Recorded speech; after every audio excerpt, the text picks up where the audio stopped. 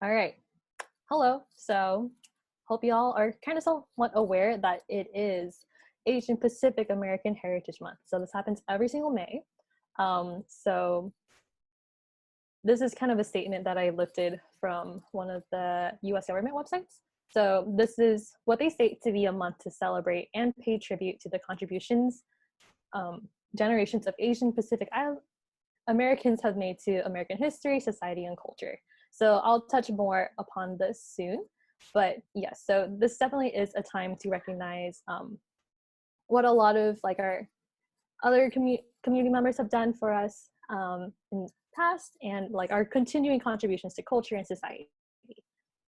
So some brief history of Asian Pacific American Heritage Month that I want to point out is that it actually was kind of kicked off by these two Asian American women of color, which I think is super important to recognize women of color. So we have Jeannie Zhu, so she's right here. She is one of the congressional staffers at the time. So this was way back in like the 1970s, 1977, 1978, and it kind of came out to be that like the bicentennial, like the 200-year anniversary of the US, like there's a celebration of like cultures and like, oh my God, like this is the US. It was actually pretty lacking in Asian American representation. So that's why she proposed or like contacted one of the New York reps to look into trying to have like a week of awareness for Asian Americans. So she, alongside Ruby Moy, who was Congressman Horton from New York's chief of staff. So they together really pushed for that. And there ended up being a bill in the House pushed forward for a week of recognizing and acknowledging Asian Americans. And also about a month later, we had Spark Matsunaga and Daniel Inouye. You might know them as being pretty big proponents of pushing for the reparations bill in like government and Congress. So they also had a similar bill regarding like Asian American like Heritage Week. So this was way back in like 1978 with President Carter. So it started as a week, but later after about, I can't do math, like 14 years, that became Asian Pacific American Heritage Month under President H.W. Bush. So come a long way, but it's kind of surprising that it hasn't been here for all that long, and it didn't even start as a month. So I don't know. I think it's just interesting to know a little bit of the history behind this month and not to take it for granted. Yes. So there might be wondering like, why May? So May is actually a pretty significant time for Asian Americans. In fact, anniversary on today, the 7th. This is actually when the first Japanese immigrants started coming over. They were pretty much economic immigrants coming over to perform labor and to send money back home. And also on the 10th, way back in the 1860s, there was also the completion of the Transcontinental Railroad. And hopefully y'all learned at some point in like fourth grade history something. Chinese Americans are really instrumental in performing a lot of labor, in creating and completing the railroad. So that's why originally it was just this week, but it became this month of May that is commemorating the contributions of Asian Americans. But to kind of expand upon the significance of this, I think we want to acknowledge what APC has been saying about this month, and they're actually renaming it and encouraging us to call it APIDA History Month. And that, in other words, is Asian Pacific Islander Desi American History Month, Desi including also South Asians, because their contributions are not always like, or just to like actively make the dialogue inclusive for them, because in a lot of communities, like when you say Asian American, the image that comes to mind is like predominantly East Asian. And we want to be inclusive of Southeast and South Asians. So actively calling upon Desi Americans in this way is a way to do that. And also there's kind of a shift from heritage to history. And that is kind of in line with this quote from Dr. Dawn Mabalon, who was a recently passed Filipina scholar. So she recorded a lot of Filipino American history, and she noted that history is about the experiences and lives of people in our community that continue to impact our society. in like cultural, political, economic ways, whereas heritage is mostly like oriented towards the past. So kind of this shift in terminology will hopefully be more inclusive for all our communities and recognize that what Asian Americans do and contribute is not just limited to like our contributions in the form of the railroad. You know, like we can see a lot now that there's a lot of creativity and like contributions in the form of like content and like social dialogue and such that is ongoing and contributing to our present society and present like circumstances now. So it's not just relegated to just heritage and culture. That's kind of connoting like stuff in the past. So some thoughts to keep in mind. And so what is the importance of Asian Pacific American Heritage Month? It is a mouthful to say, but why is it so important? We're gonna go into that. So one big facet of it is celebrating our culture and who we are as Asian Americans, of people of Asian descent.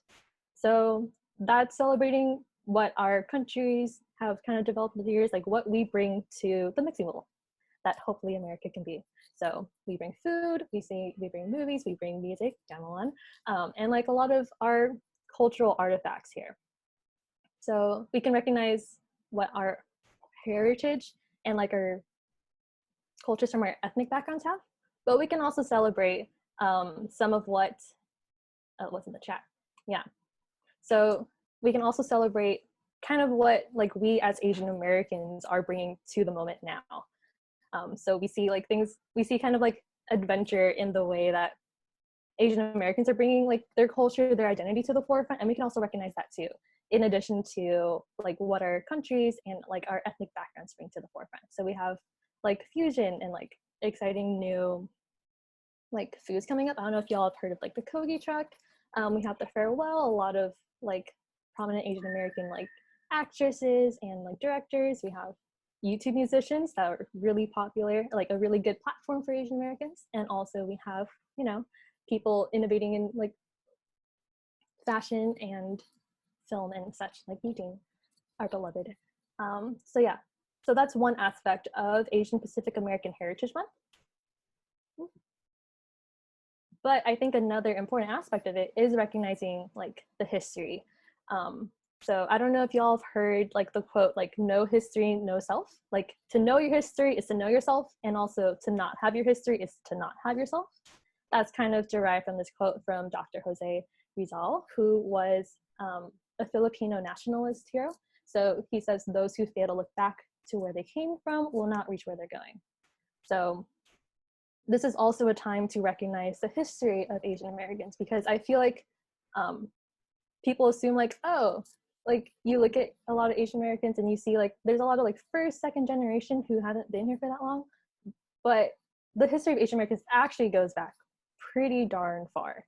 And I think it's important to recognize like the experiences of past communities and even communities that you're not necessarily like part of ethnically, to see where we've come and to see where we can keep going. So hopefully y'all have heard of like the Chinese Exclusion Act, in which like in the 1800s, there were a lot of restrictions to bar like Chinese people and even like other Asian immigrants from coming into the country. There was a lot of like xenophobia preventing people in. There was also the really infamous Executive Order 9066 that resulted in Japanese American incarceration. We see the death of Vincent Chin, an unfortunate hate crime that was performed in the 1900s. And there's also kind of been a surge of like ICE detention and detainment of like Southeast Asian Americans, or even other like policies and stringent immigration laws that are really detrimental to some of our communities. But in addition to these struggles, you can also see there have been a lot of ways in which Asian Americans have persevered and challenged that to create the society we have today. Like, we're not just makers of the railroad, we're also activists. So we see people fighting for rights and redress and reparations in the Japanese American community in response to the injustices of Japanese American incarceration. We see people like Jose Antonio Antonio Vargas stepping up to challenge the ways that the US treats undocumented immigrants. So in response to him, we had like the first steps of the DREAM Act come about. And we see in response to the death of Vincent Chin, like one of the biggest moments of pan-ethnic solidarity and the Asian American resistance and empowerment. So you can see that despite like the struggles that we've had, that we do have to recognize, like we can't just leave like, oh yeah, that was in the past. Like don't worry about the fact that we excluded Chinese Americans from immigrating and now are like, hey, if you bring money to our country, you're okay. We need to recognize both that like some of like pains of our history, but also the ways that there is excellence and innovation and progressiveness in the Asian American community. So this is a really excellent time to recognize that in Asian Pacific American Heritage Month, but that shouldn't be the case where this is the only time we recognize it. So yeah, this is, I don't know, there's a lot of really moving images of the way that people come together and engage in solidarity from the Asian American movement. Like this movement is the reason why we have the term Asian American. Like that wasn't really a thing before like the 1970s. So some things to keep in mind. Like it hasn't been around for that long, and I think it's something that we should cherish.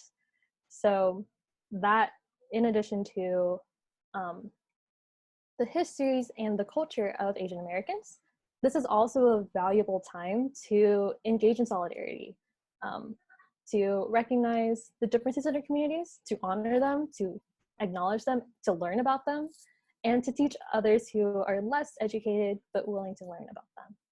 I think that's a beautiful time, especially I think we know in this time of COVID-19 when there's a lot of like racialization and a lot of xenophobia that's amplified by everyone's like anxieties and stuff. It's important more now than ever to be willing to form solidarity and form coalitions of people. So think about that during your Asian Pacific American Heritage Month.